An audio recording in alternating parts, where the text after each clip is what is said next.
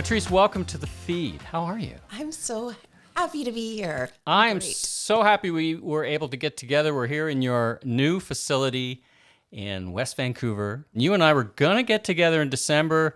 The stars didn't align, but they have now. So thank you for making time for me. Of course, for you anytime. It's not our first, Anytime. and it's not our first time on the microphone. I think we've actually shared a stage before as well. So to have our worlds connect again and intersect again is really an extra treat for me on this trip to Vancouver. So once again, thank you. You're so welcome. Well, so I know a little bit about your story. I'm excited to catch up and find out the latest. But for the folks listening and watching at home on YouTube, tell us a bit about your background. You didn't start doing what you're doing today. No, It's I funny. didn't. I think you and I kind of traded places a little bit. I started in more retail and brand and then got into media. You kind of did, Yeah. we're kind of opposite sides of the coin from that perspective. But tell us about yourself. Well, I mean, like many people, I've changed careers multiple times. But my name, as I mentioned, is Patrice. I grew up actually Patricia, so in Sioux Lookout, Ontario, which is a very small town about 4 hours north of Thunder Bay. Okay. I'm a member of Fort William First Nation. And as you mentioned, this was not, entrepreneurship was not where my focus was originally. I ended up in broadcasting as being sort of one of my main careers. And consequently, I was on News World. I was the national news anchor for APTN. I worked for CBC. I had a talk show on CFRB in Toronto, a current affairs show on the iChannel. I did some music on Sirius Satellite Radio as well. I had a show on there. So that was really going to be my focus, I thought. I figured that I'd be out there being a talking head for the Telling rest of my life. stories, doing whatever, right. Doing all those things. And then, I had a baby and the world became a different place. She developed eczema or eczema, depending on how you like to say it. I've always liked to say eczema, but Americans get so angry when you say eczema. They're like, you don't know how to say it. How do you know how to fix it? And you pronounce Zed wrong, too. Right? Yeah. Like, okay, guys. Anyway, eczema, whatever. But she had it and it was bad. And I had actually interviewed someone who'd been talking about the detriments of chemicals in our cosmetics and in our everyday household items. And I had seen some of the things, the negative effects of topical steroids. And so I was like, I wasn't going to put that on my 8-month-old baby. So I went looking for an alternative on shelves that was clean and that I could see that was going to work, and I just couldn't find anything. So I thought, I'm a researcher, and I bought a crock pot. That was part of your tradecraft of being a journalist, right? A good journalist is really a great, A, curious, and B, a great communicator, but C, a great researcher, right? You kind of go in to whatever you're doing with kind of like the background and a sense of how to get the best out of whatever story you're telling or whatever person you're talking to, right? Yeah, I love the dig in, the finding out everything about as much as I can about everything. So, so I took that curiosity and that, research skills, because I was up all night with my baby anyway, because she wasn't sleeping. And like I said, I got this little used crock pot, which is just here in the corner. It's going in the museum. I'll take a picture of it. I can see it right above your head on the other side. And started experimenting, and what I came up with cleared her skin issues in 2 days. So then I had a whole crock pot left over, and I didn't know, I didn't need any more. So I ended up sharing it with people, and then I had to make 3 more crock pots because I didn't realize at the time what a big issue it was for so many people. And then it was probably about a year later then I got inspired to start and think about actually running a business. Yeah, talk about that transition. Not everybody, I do talk to a lot of entrepreneurs who have this intersection of the personal and professional, right? That there's something missing. They can't find something. There's, exactly what you're saying, but they don't all make that leap into being, I'm going to be an entrepreneur. I'm going to change my path completely.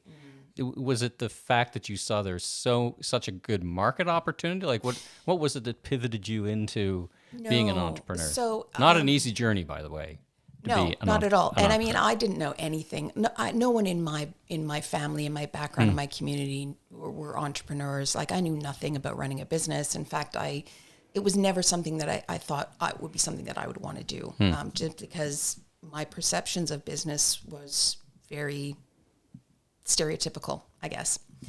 But I was interviewing a woman, her name's Madeline Shaw, for another friend for her podcast. Like she needed me to host for some reason. And we ended up hitting it off. And she said, I don't know what it is, but I feel like you need to come to this event in Vancouver called the Social Venture Institute for Women, and come and meet some other women who are running businesses. And I went there and I met, people from like Skipper Autos. For me, the big one was Nature's Fair, the cereal and, Sure. company. Yeah. And this was a family-run business. They, no matter what, they stuck true to their values. They weren't going to compromise. And I thought, well, that sounds like something I can get behind because I feel like business had always seemed like kind of dirty, like, all about the profit, not about, actually trying to do good in the world. And I saw people who were actually trying to make a difference. And I thought, okay, well, Opened your eyes to a new opportunity absolutely. or a new path, a new I way guess. of doing, Yeah. of being in the business world. And so then I thought, okay, I'm gonna start. And I did a farmers market in Port Moody, a winter farmers market, and that was the first time that I decided I was going to start my business. So tell us about the product. You've told us about the benefit of the product, but what's your product line look like, and where, what form do you deliver it in? Some of the kind of pragmatic stuff. Where do you do trade in Canada? Do you trade outside Canada? Just give us a little bit of that So background. since the inception of the business, so we've been around for about 10 years, and we've sold into the U.S. We sold into Hong Kong. We've actually pulled out of the U.S. In last January, around a time that a certain person came into power. Is that a tariff-related decision, or is that just something complicated? There was multiple reasons for it. Not to say that we wouldn't go back into the U.S. in the future, which we probably will. We have a lot of customers down there who are asking us to come back or figure out a way to ship to them. But we are actually looking at China. Huh? We just recently secured our Chinese trademark, and we're looking at moving into that market. That's a big deal. That's a big deal. And I think that the U.S. could be a good market. This Maha movement, right, is, depending on how you frame it, is really centered around more organic or at least better solutions for the same problems, right? Well, it's a simple product. It's made with 5 ingredients. We say minimal ingredients, maximum care. We use the full complexity of each ingredient. Like people talk about the calendula, and quite often calendula is used as an extract in products. We actually use the whole flower and infuse it right into the oils. So you're getting the full chemical complexity of that flower, which is a real anti-inflammatory powerhouse. And just like really clean, simple ingredients that people know that, yes, I can see where this works. Here's the scientific studies that have been done on each individual ingredient. We can see the multiple tens of thousands of 5-star reviews of Satya, and and the fact that you can use it anywhere on your face and body. Like you don't have to be concerned about using it, in your ears. Around your mouth, around your eyes. People use it in intimate areas. People have taken it so much farther than just the eczema. People started using it for things like sunburn and bug bites and rashes and poison ivy and, sports chafing and, it's multiple things. Right. And now I have people who are using it after going through chemo. Huh. It's interesting how you put a product out to solve a particular thing, and then it goes into the wild, and people start using it for all kinds of things you didn't exactly imagine it for. And it's in a balm, and I remember when I saw it was a balm or a stick or a cream. How is it? What's the format? Yeah, so we have these glass jars, which is our sort of our largest format. We have refill pouches of the same volume, and then we have the sticks, which are about half of the jars. But they're great because the kids really like them because they can do it themselves without having to have their parent come and have to put it on them.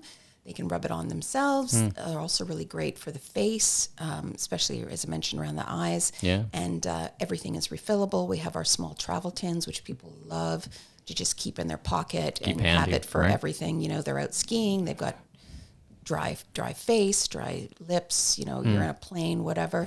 So it's sort of like the one thing that you need to have. Right. You know, it should be in your go bag kind of thing. Yeah. When I was on your website and you've got an About Us page, and I had to laugh when I saw all the different designations. There's like a NASCAR slide. I know. And it was impressive because it was clear there's so much going on in the company. I mean, be certified, first of all, right? Which is a big deal. It takes a lot to get certified, but so many other things were going on. And how do you view all those designations? Is it important to you as the ethos of the business? Is it helpful as a business driver? I'm going to talk to you about some other business drivers, but do you see it as, I'm asking the wrong question. They're not about trade-offs. It's about how we go to market. Well, for me, we were doing all these things anyway, which is, for example, when we got our B Corp certification, we sailed through. Like, we were already doing more than they were even asking for. And the same with the designations, like, we'll never experiment on animals, or, you know, we'll never use ingredients that can cause like an allergic reaction or whatever. We're fragrance free, you know, we're certified organic, plastic neutral, carbon neutral, like all these things, because we were already doing them. But to get the certifications, I wanted to be able to show people that, yes, this is a company that you can trust and believe in, because we want to be the best of the best. When I look at slides like that and attributes, if I think about a product attribute page, I think of table stakes and differentiators, right? There are things that make up your product that you've just got to be competitive. And then there are things that make you different.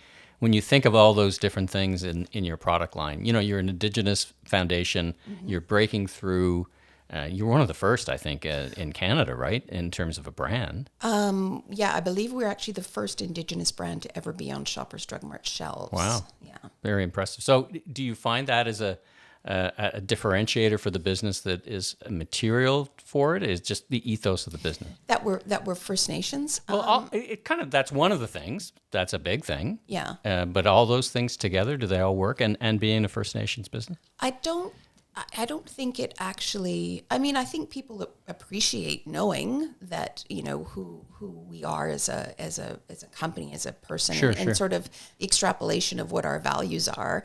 But it's always been the product. The product works so well that people just will buy it once, and then they'll tell their friends, and then their friends will tell their friends, and then, you know, the staff talk about it to the customers that come in. Right. And That's then the animating principle behind the success of the brand, right? Yeah, Yeah. I think so. Yeah. I mean, we try to be the best that we can, and we're, you know, we're Right. all pretty, I think everyone in the company is pretty amazing people.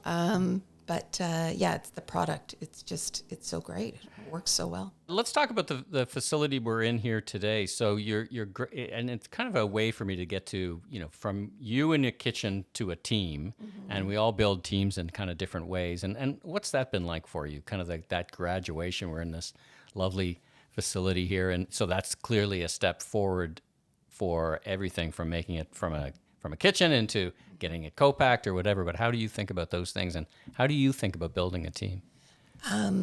So yes, I did mention that, you know, we started in the crock pot, and then we went into the co-packer.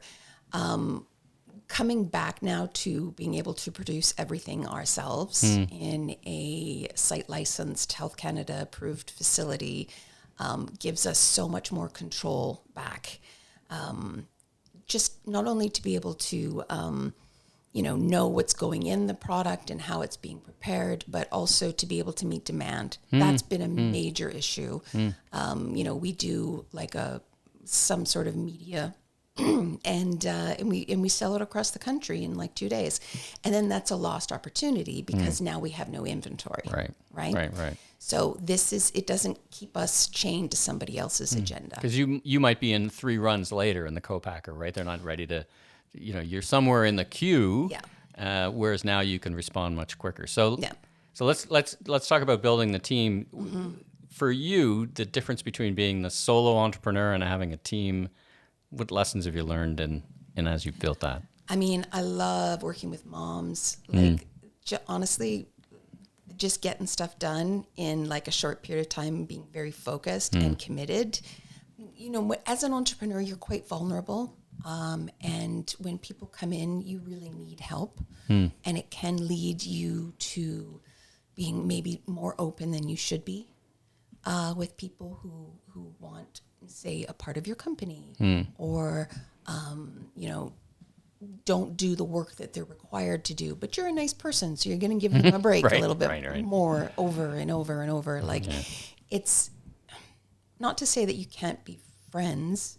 Absolutely, you can. In fact, I think we're family here at Satya, but you have to be able to pull the trigger and say, you're just not working for us. It doesn't make you a bad person. It doesn't make them a bad person. It's just not the right fit. So, okay. Yeah. Let's shift gears and talk about how you took the product to market. And you mentioned Shoppers Drug Mart. That's a pretty big accomplishment. Talk about that journey and getting ready to take on. You mentioned selling out, and they've got a sell through and a sell in. And then I'm going to ask you about the small supplier program and how your experience has been. But what's your experience been taking it to retail? And what have you learned from that? Well, my first experience was taking it to retail was actually in a kid's store. I was my first store, and I went into her and I said, this is my product. This is what it does. And she said, I am not interested because we have so much skincare. Like we're fine. And I said, well, do you have any skin issues? And she said, yeah, I have this rash under my ring finger. I can't get rid of it. Super itchy and red. And I said, I gave her one of my travel sizes. And she called me the next morning. She said, it's gone. I'll carry your product. She told friends. I talked to more people. We ended up in about 70 stores in the Lower Mainland. It was all kind of that word of mouth. Right. But it wasn't being pushy, not taking no for an answer. But I was saying, okay, well, what if you tried it, or what if you looked at it this way, or what if you knew somebody who might potentially need that? So, it's just really believing in what you're doing. I couldn't sell something that I really didn't believe in. I would feel dishonest. But I really know that this helps people. Right. So we ended up in those 70 stores, and then Whole Foods was interested. And at that point I was like, okay, well, I've got to scale up. I've got to get a co-packer. They asked me to get a distributor. We ended up going with Purity Life, which blew the company up, right? Because we went from those 70 stores to 400 stores in 2 months. Yeah. Because suddenly we had national reach. Right. And now we're in thousands of stores across the country, right? And in Sobeys and Thrifties and Nature's Fairs and Choices and Avril and Rachel Berry and, all Because now you're on a list. You're on a broker's list, and Yeah. people start hearing about it, and so Yeah. they start picking it up, right? Yeah, exactly. And now, how did it wind up at Shoppers Drug Mart? Through the same distribution channel? And No. So it was actually through I believe the small business program had reached out to the Canadian, was it CCIB now it was called? I can't remember. It's the Canadian Indigenous Business Network thing. And they, said, oh, well, we'd love to meet some people who have products out there and see if they were, just to give for them, I think for them it was like education, like just helping people understand what it was required. But when we came in, we had everything that they were looking for already. Like we were ready to go, and they were kind of blown away by that, which was great. yeah. And then interestingly, I had met with the buyer for my section in Shoppers, and we were his first product that he brought in to Shoppers. So he was brand new. Now, the small supplier program also allows you to do things that you may, at a scale that you may not be able to otherwise. Do you see it as a force multiplier for your efforts? Well, I mean, the small supplier program is so needed. It's fantastic. You know, it allows us to consider growing our business that much faster than we would. Unfortunately, when I started with Shoppers, the small business program wasn't available, so I did have to pay the listing Yeah, fees. it's pretty new, right? It's pretty new. Yeah, but not for the next time, hopefully. So, And there's other things. There's other programs. I mean, it is always the case. Larger organizations, you know, when they go and try to find innovation, sometimes it's innovation is happening really on the street. It's at the ground level. It's at the specialty store, right? It's a big leap. So what did you change about the business to, whether it's Shoppers or otherwise, to kind of scale it? Is community still important to you? Like, are there any brand attributes you said, well, we're going to have to do more of this and a little less of this? And how do you think about that at the scale you're at now? I mean, the community is obviously it's our main touch point. We're still very connected to all of our customers. Like, we have, I like to think, like, more one-on-one relationships with them. Like, they know they can reach us if they need to, and we take care of any issue that they have. Our customer service is exceptional. My Jamie, she leads that, and she's incredible at it. Like, she just really cares about making sure that people are happy. So she's fantastic at that. But I mean, we have all of the pieces in place, like the EDI, the 3PLs, like all of the mechanisms needed to grow a company and service somebody like a Shoppers Drug Mart were in place before we even had that conversation. So let's talk about the other end of the equation, the creating demand end of the equation. There's, you know, you're going to want to make sure that when people walk in a retailer that the staff know, I've got this solution, and when they're asked. But how do you look at marketing? So what do you do for external marketing to create awareness and drive interest? Let me ask you the question a different way, because you probably pull all the levers that many do. Is, if you had $1 left of marketing budget, where would you spend it? I would probably spend it talking to staff. Okay. I feel like if the staff are on your side and they understand the product, they are going to be the ones who are having the conversations with the customers and recommending things. Right. So staff for Staff Shoppers education. being like the pharmacy team, the beauty counter team, even though we're not in beauty, because people come in and You're ask, beauty adjacent. I mean, it's not far away if I think of a typical layout, right? Physically and all that. And but people get eczema in their eyebrows, you know, around Right. their eyes, all over their face. So people come in and they go to the fancy skincare where they should really be coming over to first aid where we are. And you know, we have people in the movie industry who are now, you know, using our product for, like, as a base before they put makeup on or to soothe. So it's just really, it's kind of like a B2B influencer strategy and kind of a way of saying, do you think of influencer strategy any other way? Are you social media? I mean, how are you using AI, for example? I'm kind of trying to get some, you're being so successful, I'm trying to make sure we get the lessons for people who are thinking, can I do something with my product? Like, how do I build a business like she's done?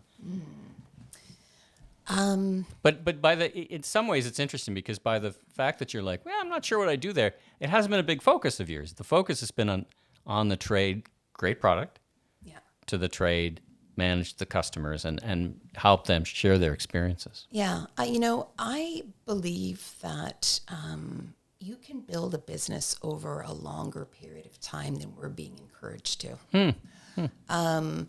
Instead of saying, I need to take this and scale like so super fast, take some time, build a good base, a great structure inside your company, you know, focus on making sure that your cost of goods is in place. You know, you have the structure. You got a good, strong company. Not easy these days. I bet costs are probably moving around a little bit with world events and what's happening, right? Exactly. So you want to be able to weather those storms. You don't want to be, you know, like a weak weed of a company. You want to be strong and consider that, you know, maybe you want to grow this company over 10, 20 years versus 2 to 3 years.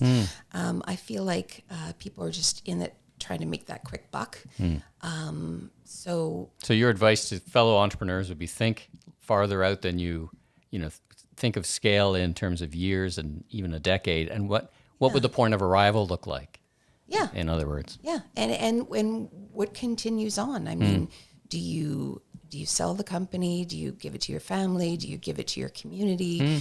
You know, there are multiple options, and I think just selling it isn't always it shouldn't always be the thing that we think about is like growing and selling. I mean, how much do we really need? Right? Right. Well, let's pivot to what's next for the company. Are you looking at different products? Are you looking at line extensions? You know, if we get into our kind of consumer packaged mode, you've got a great foundation of products. What's next for you? Well, as I mentioned, potentially moving into China. They do have some, actually a higher incidence of eczema in China Who knew? than they do even in North America, and ours is quite high, like 20% of the population. So it's definitely something that we want to make available to people. Yeah. You know, they are obviously interested in great organic Canadian made products. In that market. Do you find Brand Canada does well for you? I know in the food business, Canada has a great reputation as a very safe, reliable place to source food. Is it that carry over, that Brand Canada carry well? Absolutely, it does. Yeah, very interested in made in Canada skincare products for sure. So they think quality, and Yep. I mean, I know that when people have told me when they're doing business in China, it's a lot about trust and building relationships first, and that kind of is a foundation to growth. Yeah. Yeah. Well, and that in the Indigenous community is paramount as well. Sure. Is relationships, right? You're not in a it's not transactional. It's relational. It's cyclical. So just slow your roll a little bit and try to build something solid and sustainable. Let me ask you the last question. Same question, a different way. You know, thinking back to the kitchen and the crock pot, to where we are today, sitting here having the conversation. Is there anything you would have done differently as you think about how you built the business? And of course, this is a way for me to get to advice for people again who are thinking about doing the same thing. Any missteps or anything you'd say? No. It's all been perfect. It's None been at all. great. Yeah. No, I mean, oh my God, so many mistakes. Like, but it's one of those things where it's like it makes you who you are. You just got to keep getting up, even though you've made those mistakes. It's kind of the iterative nature of being an entrepreneur, right? Is you know, if you worry too much about the mistakes and let that pull you down, you're gonna struggle to get where you need to go, right? And you have to be loose on what it is that you're doing and where your path is, right? Because you don't know how circumstances are going to change. You don't know what's going to be coming down, you know, from like geopolitical issues or, you know, Or opportunities. Opportunities, you know, whatever. You got to be a little flexible with what you're trying to do. Otherwise, the rigidity is gonna shut you down. That's a great lesson. Flexible, resilient. I mean, everybody talks about being resilient, but that flexibility, that's a really great way for us to leave or end our conversation today. So thank you so much for spending time with me here at the Feed. So great to see you again. It's been a couple of years. You're doing fantastic. Congratulations on your success and wish you much continued success. Amazing. Thank you so much, Mike.